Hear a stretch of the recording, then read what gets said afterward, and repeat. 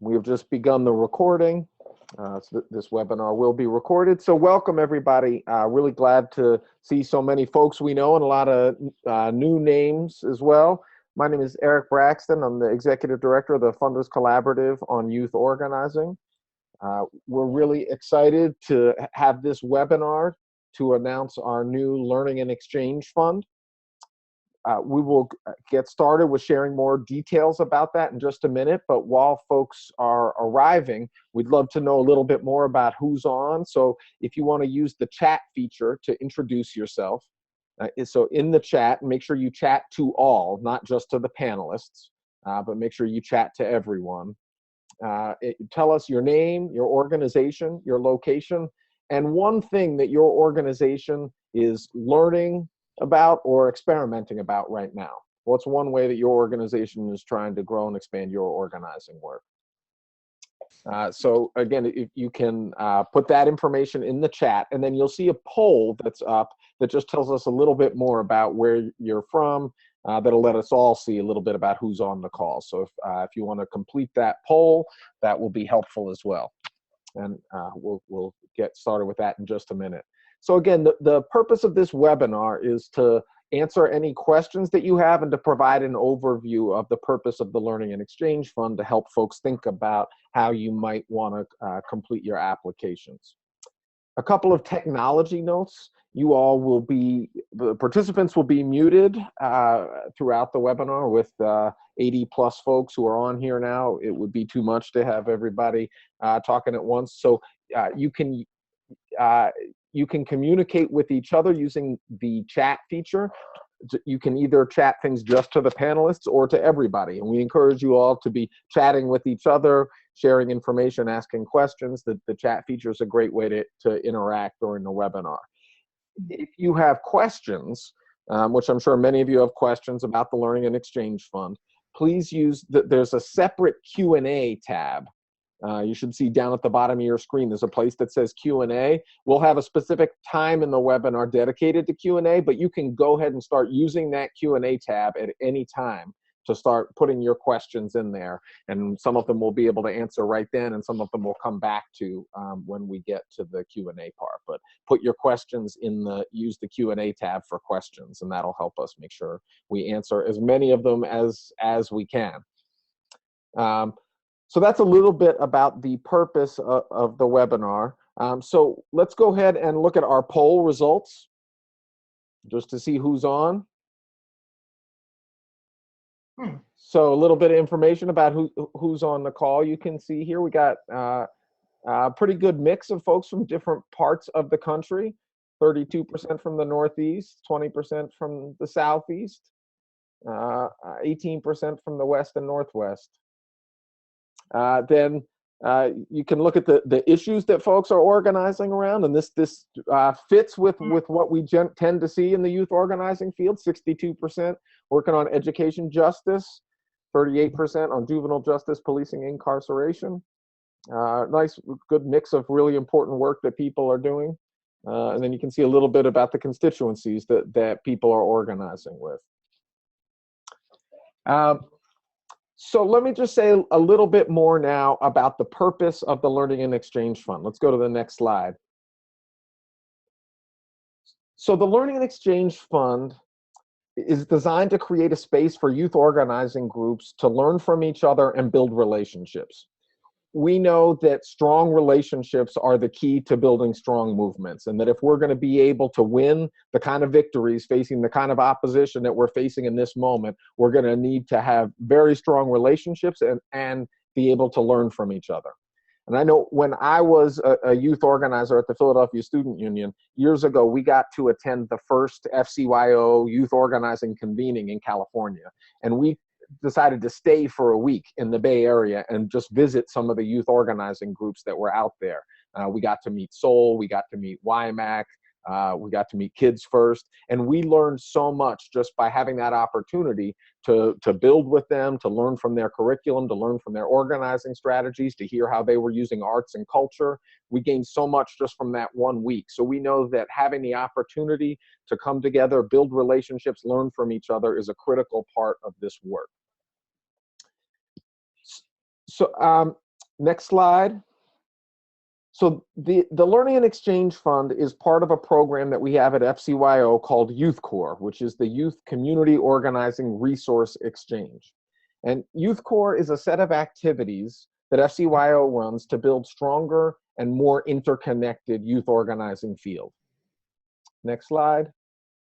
The main activities of Youth Corps are the National Youth Power Convening, which happened last November in North Carolina, and we're excited to say that there will be another one in the fall of 2017 in Albuquerque, New Mexico. So the convening is a big part of Youth Corps activities. We also do pretty regular webinars on different topics of interest to youth organizing groups. And then the third activity that we're talking about here today is the Learning and Exchange Fund. And let me just say a little bit more about how we got to the Learning and Exchange Fund. So originally, we were going to do the Youth Corps convening every year, but we talked to youth organizing groups, and we heard that there's already a lot of convenings that are out there, and that it's a lot of resource and a lot of time that goes into a convening, and there's other things that are needed. So we decided that we would just make the convening every other year, and in the off year, we wanted to do something that would continue to build relationships between groups. We thought about doing like peer learning circles where there'd be a particular topic that we would pick that we knew groups were interested in. But again, after listening to more youth organizing groups, we decided that rather than sort of picking set topics, we would create this fund because it allows groups to say, this is what we're interested in, this is what we want to learn, and this is who we want to learn it with, and give you an opportunity to propose that. And so the idea of the Learning and Exchange Fund is really to support groups in the off years between the Youth Corps convenings to have opportunities to connect and learn with each other, and then hopefully be able to share those learnings. We don't want those learnings to just stay with you and those couple of groups, but to actually be able to share those projects with the field as a whole through the FCY, through one of these webinars, through a workshop at the convening. But we want you to be able to share those lessons out with the field as a whole. And then the other piece that we added to this, and we'll say more about it, is that we ended up adding a category after the election to support post-election organizing strategies, because we know many people are trying to refine and strengthen and develop new strategies, because we know that this moment demands that of us. And we want to be able to support groups that are trying to figure out how to organize in new ways since the election. So that's just a little bit of an overview of how we got here. And with that, I'm now going to turn it over to FCYO's newest program officer, Jay Travis, who will be helping to lead the Learning and Exchange Fund. Well, good afternoon, organizers. My task on the webinar is to talk more specifically about the Learning and Exchange Fund and the process, and also to give a few key dates that are relevant to the timeline in terms of receiving funding. So I just want to start out by saying, that FCYO created the Learning and Exchange Fund in acknowledgement of the fact that youth organizers and youth leaders have been at the forefront of creating and fortifying movements for racial, social, and economic justice. And the Learning and Exchange Fund will provide small grants of up to $5,000 for youth organizing groups that wish to engage in shared learning activities and relationship building. So this gives you an opportunity to identify people or organizations that you would like to learn from in terms of their organizing model, campaigns, or strategies, and actually partner with those organizations in a shared learning activity. Or you could have the opportunity to identify a trainer who has a background in social justice work to work with you or a group of organizations to refine your organizing strategy.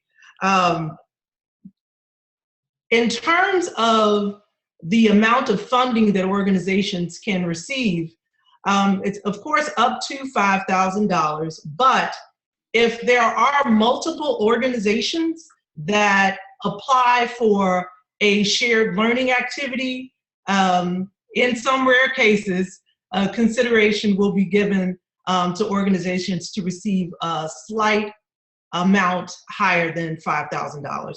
Again, it'll be rare, and it depends on how many organizations are a part of that partnership. Also, it's important to note that you can use the $5,000 toward an activity that has a much larger budget. Next slide, please.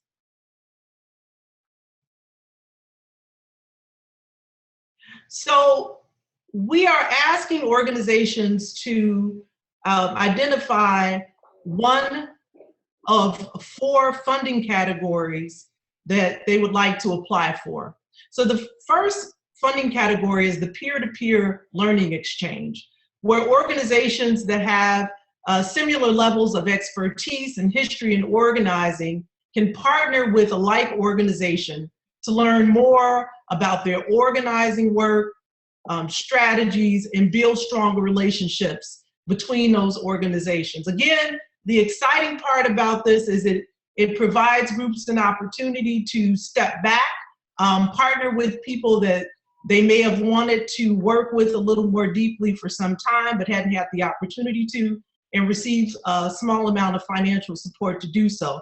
It also allows us to build deeper and stronger relationships. So in terms of the peer-to-peer work, if you would like to have a joint dialogue with an organization, or a joint meeting with an organization, or a visit organization that has a similar amount of experience as your organization, you would apply for the peer-to-peer learning exchange category.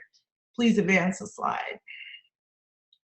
The next funding category has to do with emerging organization learning opportunities. So if you're an organization with a track record of 5 years or less, this is an opportunity to partner with an organization that may have a little more experience than your organization to engage in a shared learning activity. The exciting part about this particular activity is we know many emerging organizations have been doing very exciting work. So the sort of cross-fertilization can work both ways. An emerging organization can partner with a more experienced organization to learn about their organizing model, or a more experienced organization could partner with an emerging organization to learn about some of the exciting work that that emerging organization is doing. Next slide, please. Now, current political landscape, and Eric talked a little bit about this in the introduction. This is to support new work that your organization is taking on in light of the outcome of the recent presidential election.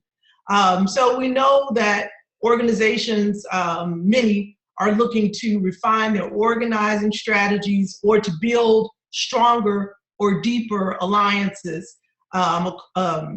And this provides an opportunity for groups to come together. Again, we're asking you to identify a new set of work that you'd like to take on, and hopefully build relationships with organizations that you might have been working with in the past but want to work with a little bit deeper, or to look at your organizing strategy and to figure out ways that you may want to refine it a bit in light of the recent election. Next slide, please. And the last funding category has to do with trainings and working with consultants. So for organizations that want to work with trainers to assist them in developing specific skills or organizing strategies, then this would be the category that you would apply for. It's also an opportunity for multiple organizations to come together to apply for a training with a social justice consultant. And in terms of some of the categories, it could be organizational development work such as fundraising or technologies and communications development, or it could be more along the lines of strengthening your organizing model and alliance building. Next slide, please. In terms of if you are interested in applying for the last category, which would involve selecting a consultant to assist your organization, we have a list of potential partners listed on the website if you go to the RFP for the Learning Exchange Fund. Again, it's a partial list of potential consultants that you could partner with. And you could also request to partner with organizations that are not included on the list as well. If you're an organization that seeks to develop a particular skill and you need some support or assistance in identifying trainers or consultants, FCYO staff members are available to give you some assistance. And again, you can check on the website. When you look at the RFP, there's a section on the side that says download. If you click that arrow, then it gives a partial list of potential providers that you could partner with for the Learning Exchange Fund. And next slide, please. So these are just a few examples of activities that the Learning and Exchange Fund will support, such as a visit to another youth organizing group, post-election organizing work that promotes strategy enhancement, or bringing together a few youth organizing groups to talk about a particular topic or organizing model. Next slide, please. Other examples include attending a specific training. Again, these are examples of some of the providers that could facilitate those trainings. Developing a leadership development plan for a key leader, or if you're looking at experimenting with a new model for base building or organizational development, that work could be supported by the Learning and Exchange Fund as well. And now we'll have our second poll. And this is just a really quick poll to just sort of gauge which category you may be most interested in applying to at this point. Peer-to-peer learning, emerging organization, learning opportunity, organizing in new political landscape, or consultations with social justice trainers and consultants. So if you could please select one of those options, that'd be great.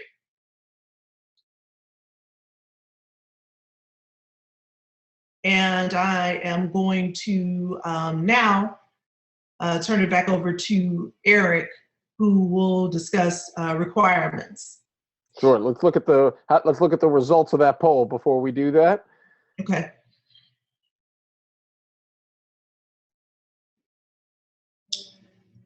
So we have 49% of participants interested in peer-to-peer learning opportunities. 14% are interested in emerging organization learning opportunities. 43% are interested in applying for the category organizing in the new political landscape. And then 42% are interested in consultations with social justice trainers. So that's great. Thank you all. Great. All right. So I'm going to just say a little bit more about the criteria and the requirements. I see some questions. We'll get to those questions really soon. Keep putting questions as they come up in that Q&A tab, and we'll definitely get to them really soon. So the requirements for applying. First, this is for youth organizing groups.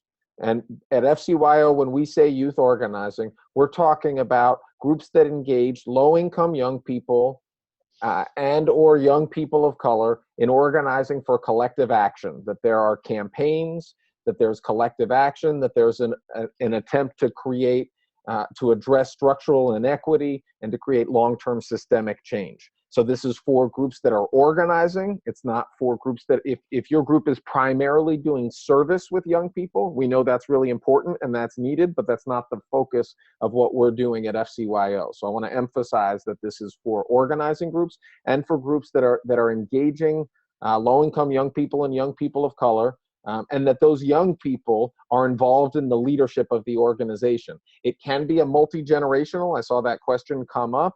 It can be a multi-generational organization as long as it really does support the leadership of low-income young people and young people of color within that organization. Young people playing leadership roles within multi-generational organizations is fine as long as there really is a strong leadership role for those young people. And organizations, in order to receive the funds, organizations do have to have a nonprofit status or have a fiscal agent. Next slide.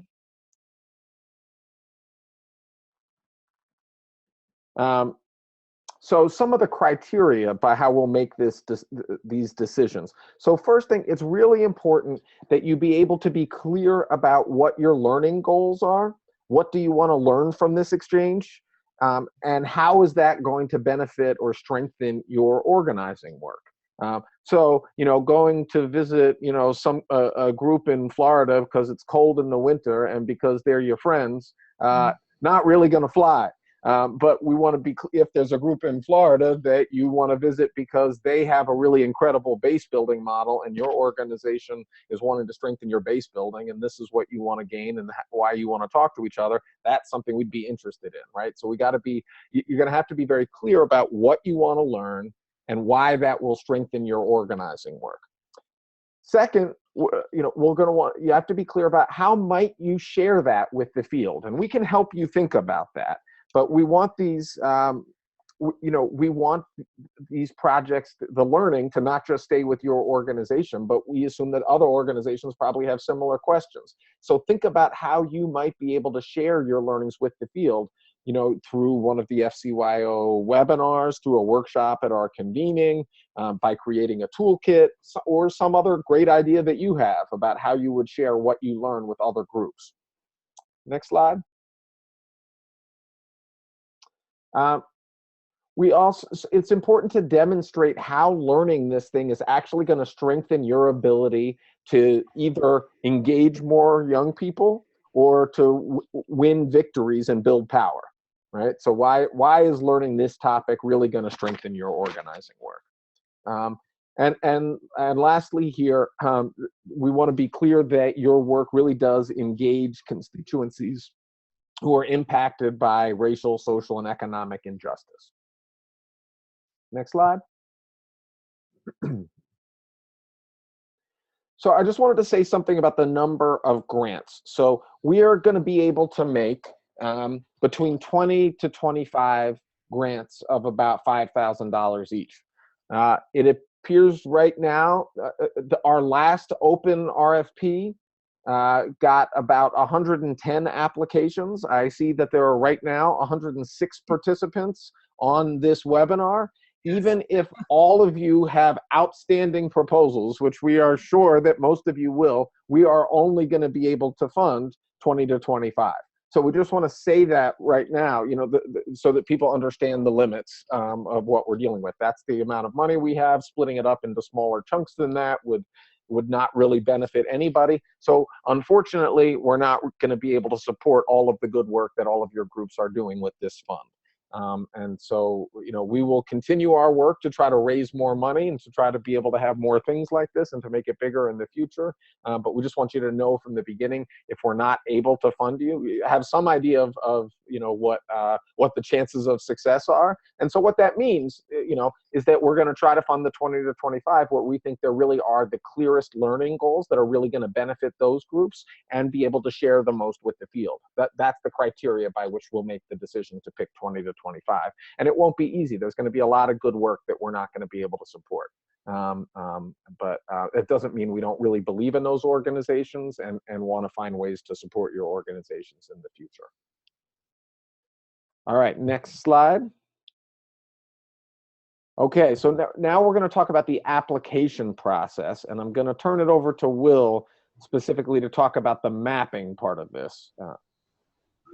Hi, everyone. My name is Will Buford. I'm the Director of Operations and Development for FCYO, and I'm going to go through a little bit of how you're going to pull together and submit your application for the Learning and Exchange Fund. So step one, as you may have already seen in the RFP, is to complete an organizational profile on the newly launched FCYO Youth Organizing Landscape Map. And for those of you who were applied for the Moment to Movement Fund this fall are familiar with the map and some of the difficulties that we had with it. So the first step is to really complete a profile on this tool, which is an online platform that FCYO has developed in order to better learn about the groups that are out there in our field and to better advocate for your work in our funder advocacy and communications activities. So I'll go through a little bit about the map and about setting up a profile on that page. So like I said, here's a picture of the Youth Organizing Landscape Map. The way we're going to be using this, of course, functionally is as a first step in a lot of our programs and grant opportunities. But FCYO is also going to use it to gather information, gather data from you all, from organizers, from organizing groups across the country on what's basically who you are, what's the work that you're doing, what are some of the great victories and milestones coming out of that work, and how can we better advocate for your work in our role as a funder advocacy group within philanthropy. So here's a picture of the map, which can be used as a searchable database for us, for you to learn more about other groups, and eventually for funders who are interested in supporting this field. Here's a little bit about the map. Again, it's an interactive map and searchable database of youth organizing. It's a source of information. And like I said, it's a first step in applying for FCYO's programs. And again, it's primarily for funders, for us to use to advocate for supporting your work and for funders themselves to learn more about your work. But it's also for you to learn more about who your peers across the country are and what some of the other work is happening across the country. It's also for the general public to really learn more about what is this thing called youth organizing? What's the landscape of youth-led social change and youth organizing across the country?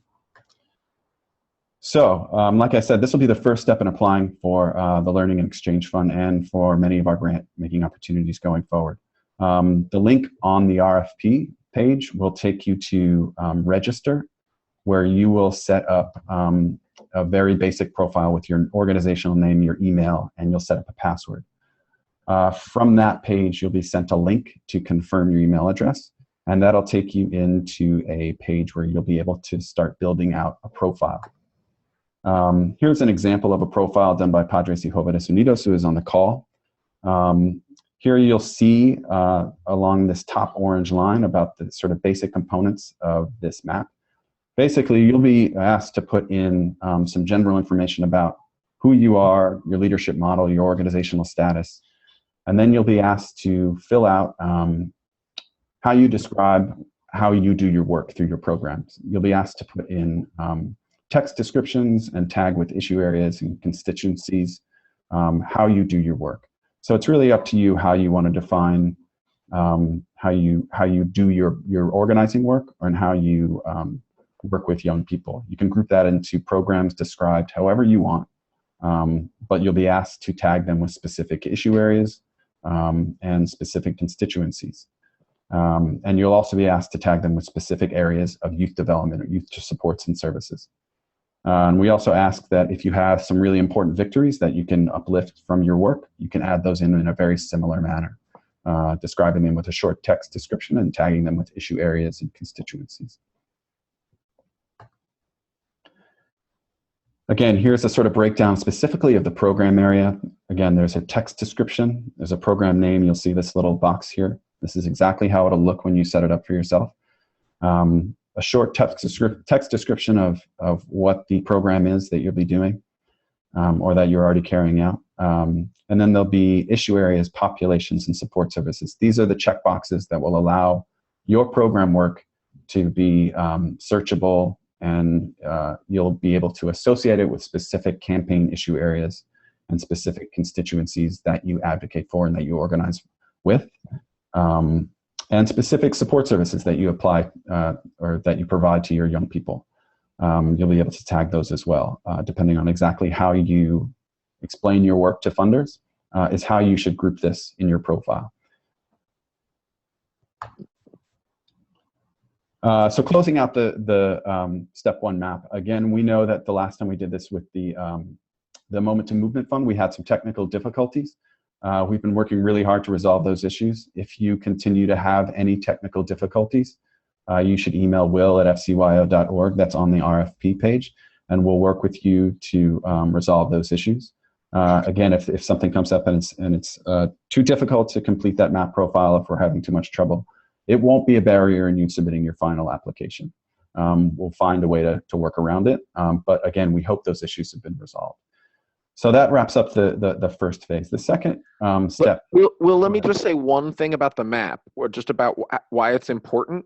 You'll notice that in the RFP questions that we have later, we don't ask for your mission statement, for who you organize, for some basic information about your organizing work. Because the idea in the future is once you've completed the map, then we already have that, right? So completing the map and making sure you do really tell us about your mission statement, the victories you've won, the programs you do, is really important in the decision-making process. So I just want to emphasize that it's important to fill out and will be part of the review process on our end. And again, if it doesn't work, we'll find another way to get that information from you. But it should be working now. But taking the time to actually fill it out. And once you've done it, then in the future, and if you've already done it, like some of you have, then all you have to do is just make sure it's up to date. Right. Yeah, I've just seen some questions around that. I'll try to answer some of these technical questions coming in around the map. But exactly also, if you have filled out a map profile before for the Moment to Movement Fund, all we ask is that you update it. If there's more current victories, or if anything has changed in your work in the way that you group or talk about your programs, we ask that you update that, but you don't need to complete a new profile. Our hope is that once you have this in, that step is always there for you as long as it's updated. You won't have to go through this step if you've completed a profile time and time again. It's there, it's in our system. As long as it's kept updated, then it's done for all intents and purposes. So step two is a cover page, which is going to really get into the overview of your organization and a sort of short synopsis of your contact information, the ages of the young people involved in your work, primarily, specifically around the Learning and Exchange Fund as well, the amount requested, and then we ask for you to check off which one of those categories that we explained earlier this request is going to fall under. So the peer-to-peer learning exchange option, emerging organizational learning opportunity, organizing in the current political landscape, or consultations with social justice trainers or consultants. And then we ask for a one-page summary of your request. So that's pretty self-explanatory. Again, this mirrors the one-pager that we asked for the Moment to Movement Fund. And all that should be pretty self-explanatory. That's a one-paragraph summary of the request. Yes, I'm sorry. One paragraph. Step three are a few narrative questions, and for this, I'm going to transfer it back to Jay to walk you a little bit through this. So these are the questions that are actually listed in the RFP. And we ask that organizations not exceed 3 pages. So question 1 deals more specifically with your learning goals, and just making sure that you clearly articulate what you hope to gain in terms of skills and abilities or deeper relationships to strengthen your work through this learning and exchange opportunity. So that's question 1. Question 2 deals a little bit with the groups you've identified that you'd like to partner with. Again, I think one of the most exciting things about this Learning Exchange Fund is it allows organizations to work with people that they might have wanted to work closer with over time.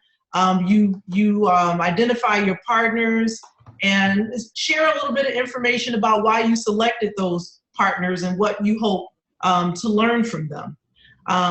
3, you'll just sort of clearly and concisely state the activities that you plan to undertake to meet your goals. And you can refer back to, you know, some of the activities that are listed as potential activities in the RFP if you need a little bit of guidance. And again, if there's an activity that you don't see described, because I know our folks can be a little bit innovative and you want to test it out, please give a member of the FCYO team a call so that we can, you know, talk about it a little bit in advance. And lastly, you want to talk about how the particular learning and exchange opportunity that you plan to engage in can strengthen the youth organizing field overall. Because remember, a part of the application process is just sharing a bit about how you plan to share what you learned through this learning and exchange opportunity with the broader youth organizing field. So now I'm going to turn it back over to Will. Great, thanks, Jay. So step 4, and this is pretty self-explanatory as well, are the attachments, and these are your financial due diligence and budgetary documents. They're all listed here. The only thing to note, we say 501c3 determination letter. You know, we've gotten some questions from folks who are fiscally sponsored. If you're fiscally sponsored, of course, we will need the 501c3 letter of your fiscal sponsor and a fiscal sponsor letter stating that you are in fact fiscally sponsored by the organization that's submitting their 501c3. We'll need a board roster, a list of your board directors, an organizational budget for the current year, however you define that, whether it's calendar or fiscal or other. We'll need an organizational budget for the current year. Projected is fine. If you're submitting a project budget for your specific learning exchange project, we will need you to submit a project budget for that. And then if you have it, we'll need a most recent financial statement, audited if possible. If you have audited financial statements, that's great. If not, please submit the most recent financial statements. So that's it. These are pretty standard for submitting grant applications.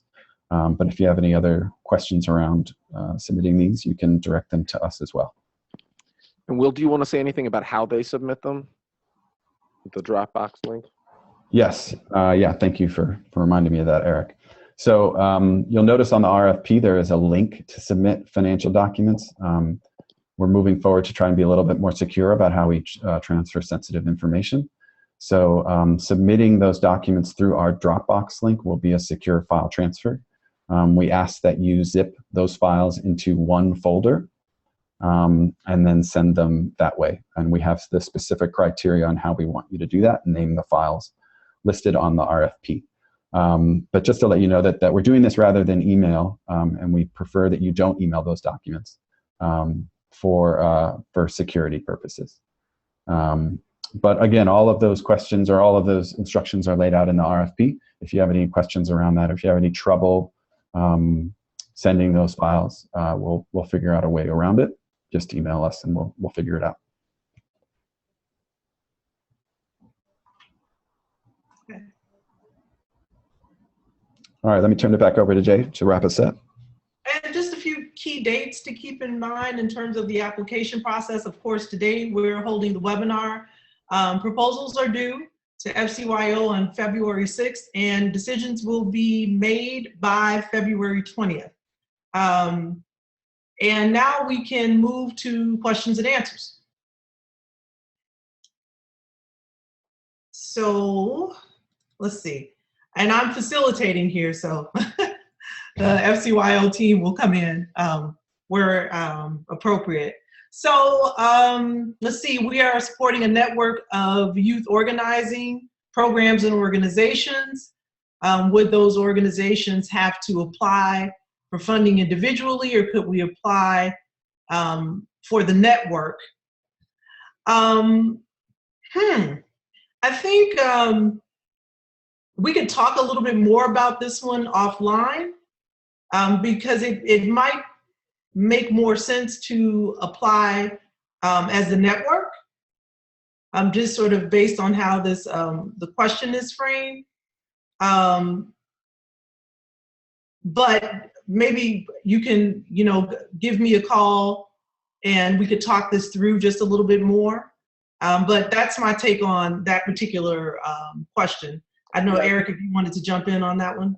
Yeah, I mean, I think if it's one project, right, that's one network, you only need one application.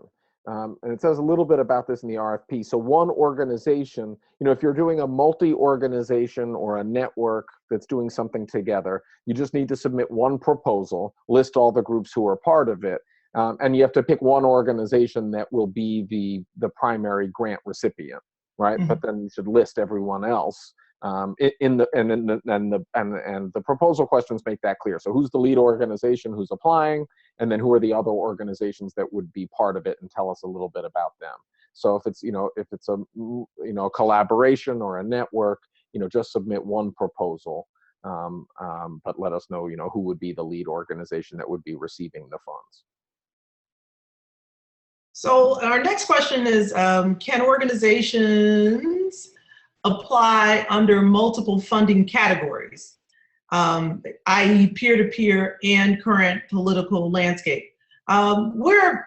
We try to leave some flexibility in each category, but if you are a group of organizations that plan to engage in new work in light of the current political landscape, I think it would be best to just apply for the current political landscape category.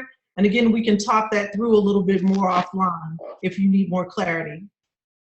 Yeah, and I would just add, groups, you can only apply for one project. So you can't apply for two different projects, right? To do an exchange with X organization and then to do something separate over here about your post-election organizing. You got to pick one thing to apply for. But there are some things that you might be applying for, and some people ask, that are somewhere in between, right? You're bringing a few groups together to talk about post-election strategy. So which is it? I would you can title it either way. We won't be hung up on what the title of it is, right?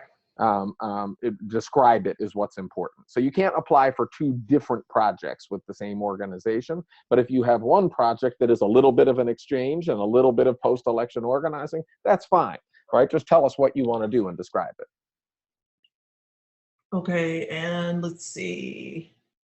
Can we submit if we work with LGBT groups across the country and some may not be low income or predominantly youth of color? I'll turn that one over to Eric.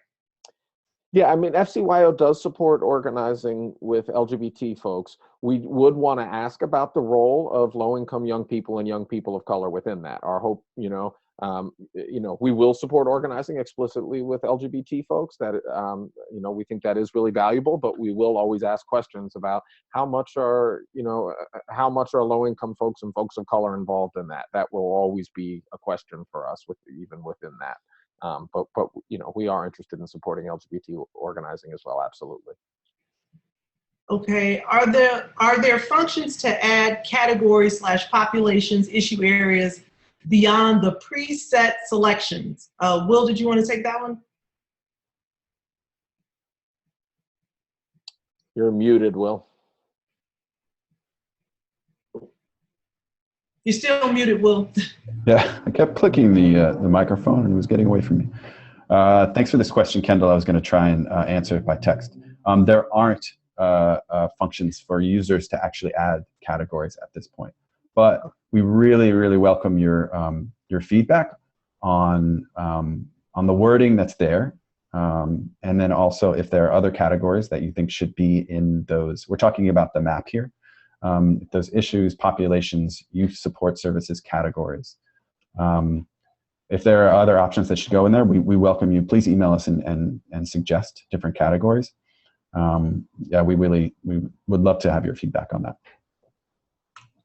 And there are a few other questions here about applying for multiple funding categories. Again, we try to leave enough flexibility in each category for groups to sort of find activities that would meet their needs. So if you could apply under the category that's most closely aligned with what you hope to do in terms of your learning exchange opportunity, that would be helpful.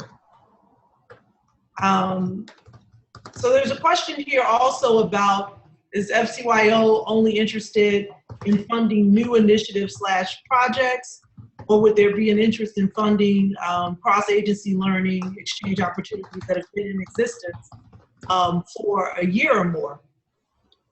I think the answer to that, again, and we can talk about it a little bit more offline, would have to do with what specific activity you're interested in learning at this moment.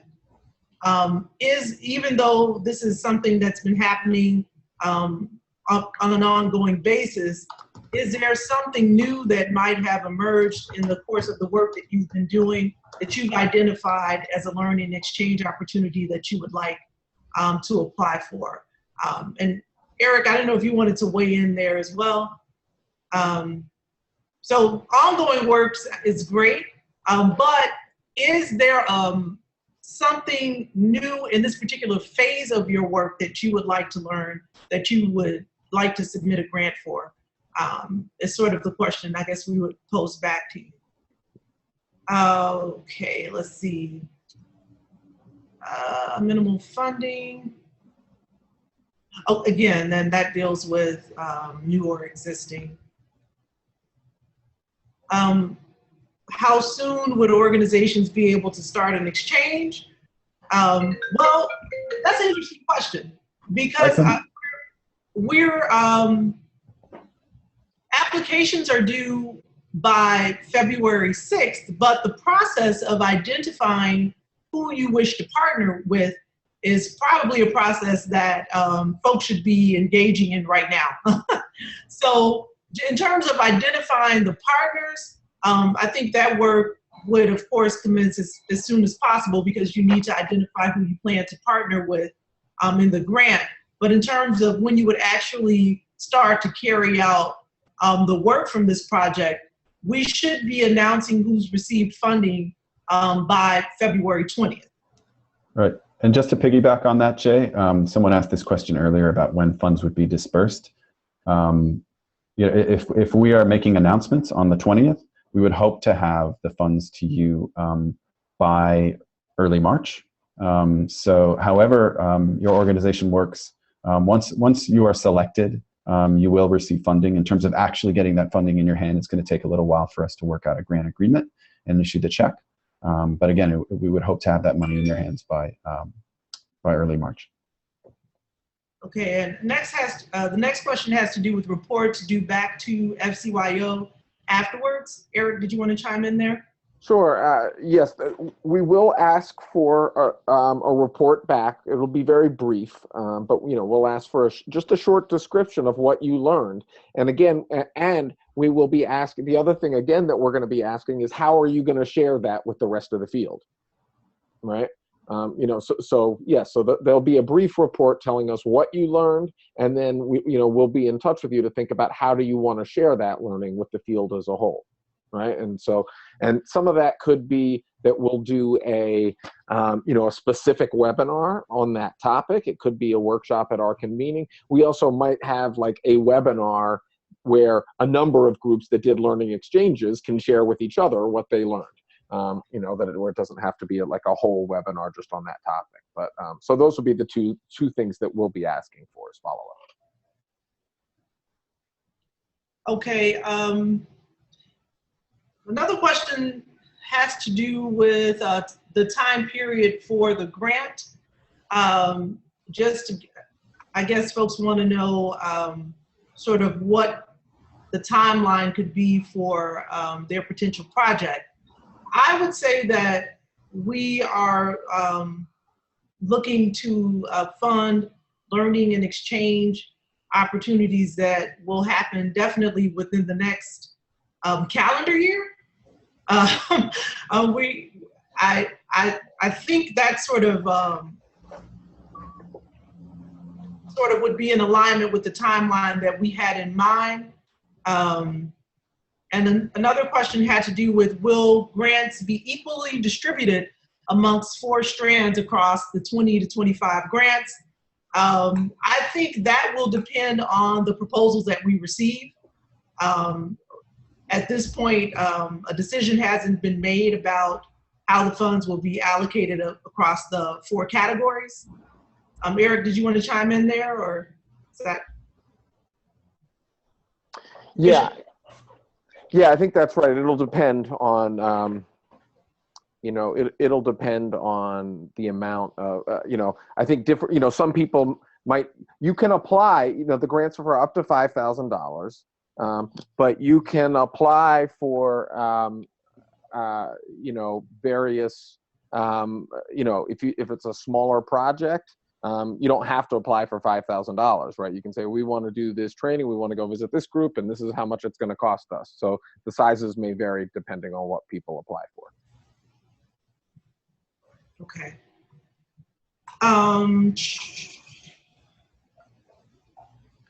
This is a good point raised here about the information we're asking for. You know, if I could just comment on that a little bit, we do follow the blog you referenced there. And I think specifically the youth organizing landscape map is our attempt to take one of these large chunks of an application process out over the course of the next several years, as FCYO is running a number of different programs, including multiple grant-making programs. Our hope is that through this map, a big chunk of the general explanation of who you are and who your work is done pretty early. And I definitely recognize that for folks coming into our system at this point, this is a small grant opportunity. But we really hope that for folks that are filling out this, this map going forward, all you'll have to do to apply for our grants is to update that profile with some whatever is the most current information. Hopefully just add some new points into it, and then submit a short set of questions and standard grant application documents to submit a grant application. So we're really hoping that this map represents taking out a big part of work that you normally have to do over and over again for different funders. So that's our goal, as long as this tool works the way it's supposed to. But that's a valid concern. Thank you for raising that point. Yeah. And I would, you know, I'd also, you know, that most of the information that's asked for in the map is, you know, is stuff you should be able to cut and paste from your own website, from other grant proposals. You know, it's about your mission statement, your victories, things like that. You know, we've tried to keep the questions fairly standard, not ask for a lot. And then the questions that are specific to this proposal about what you're, you know, what you want to learn, we've tried to keep short. So yeah, we understand or are aware that that is a real concern, and we're glad to get continued feedback from you all about whether the process is too onerous. But yeah, this is our attempt. And once you filled out the map once, then, you know, all you'll have to do is to be able to update it in the future. Okay, and there are a few questions here about whether or not the funds could be applied toward a learning and exchange opportunity with a larger budget, and the answer to that is yes. Simply yes. If there's a project that you are planning that has a budget that's much larger than $5,000, and you would like to contribute the $5,000 from the Learning Exchange Fund to that to cover cost in that budget, that's fine. And I think we have time for, is it one more question? Yeah, we'll see if we can get to a few more. You know, I can hang on for a few minutes late if people need to jump off the camp, but we'll try to answer all the questions that people have here. Sure. Okay, will there be a requirement for a wait time between grant applications? If you create a grant opportunity in the summer, which would cover costs for a program which has received funds from this grant, will the program be able to apply for this new grant? I'll turn that over to Eric. Yeah, this, right. So FCYO does have other opportunities, and because this is a small grant, people will not be excluded from any other FCYO grant opportunity for participating in this in the Learning and Exchange Fund? That's a good question, right? Sometimes when we have a larger grant, we will say, you can't apply for another one of the larger grant things, but this is a small grant. So by people who already have another FCYO grant are eligible to apply for this. Everybody's eligible. It won't disclude you from anything else in the future. Okay, there's a question here about an organization that has youth leaders on the steering committee that is in its first year of having youth-led programming, and yes, you would qualify for this opportunity, to answer your question. In terms of the answer regarding the contract period for this grant, I'm thinking that if you propose a learning activity that you plan to carry out within the next calendar year, that would mean that you could apply for the grant. Eric, did you want to weigh in there? I can weigh in on that. I mean, typically our grants, even for small grants, would be for a year. So that the contract period would be probably, say, around end of February or March 1st to March 1st, 2018. Thank you. And yes, we will be able to assist with identifying other organizations that would be a good match for peer learning. You would just reach out to FCYO staff with those questions.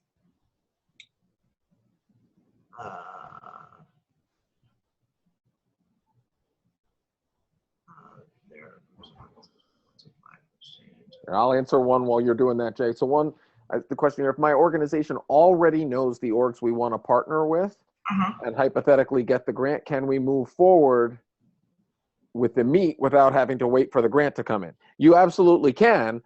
It's just, we won't be able to tell you before February 20th whether you're getting the grant. So if you have other funding, on February 20th, we will be able, you'll know whether you're getting the funds, and then the funds would come to you in March.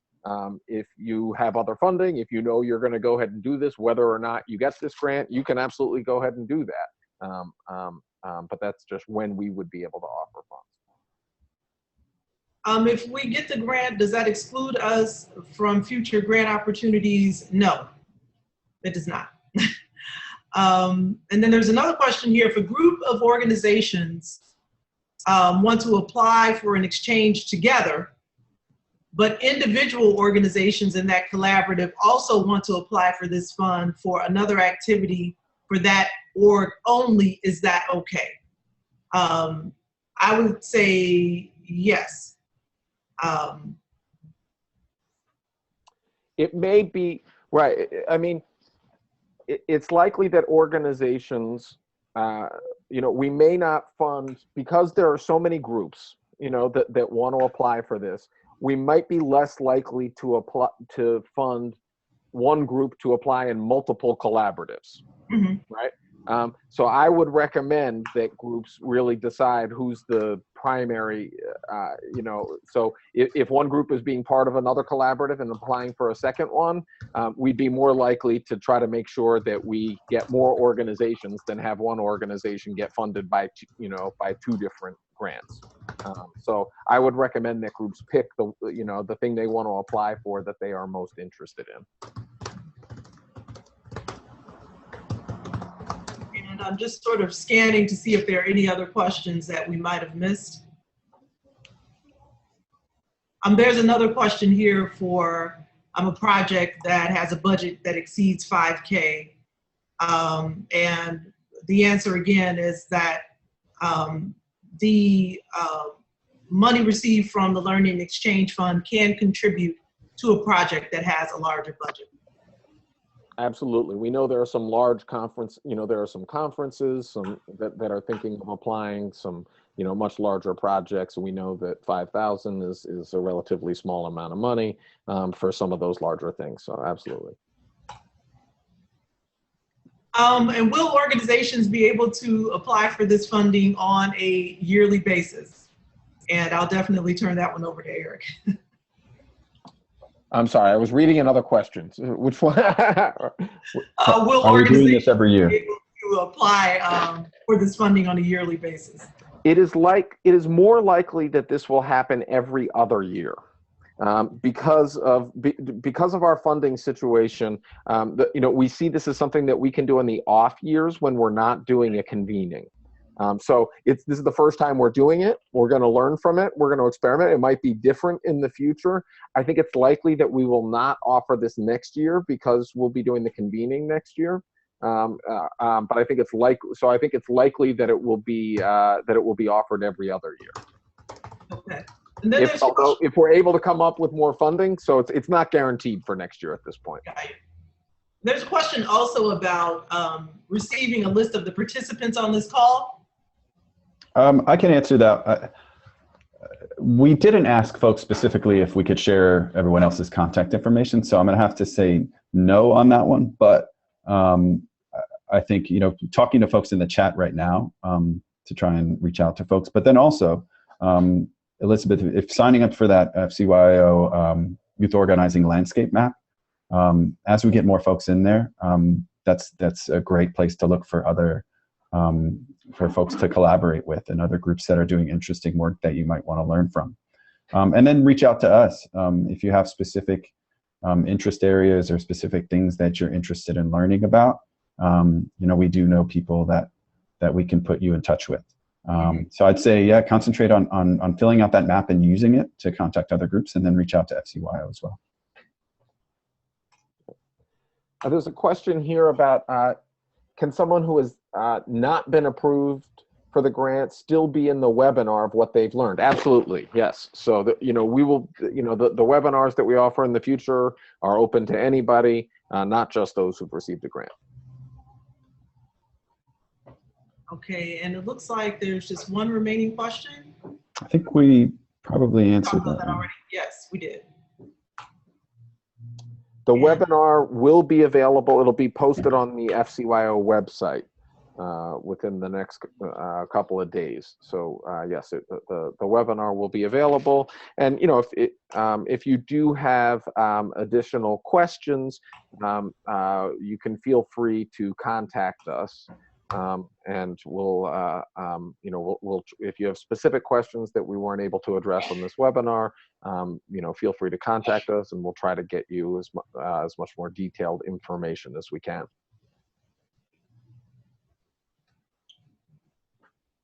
Well, it looks as if we are at the end of the webinar. Again, please feel free to reach out. My email address is j@fcyo.org. If you have more questions, or if you would like information about potential providers or groups to partner with.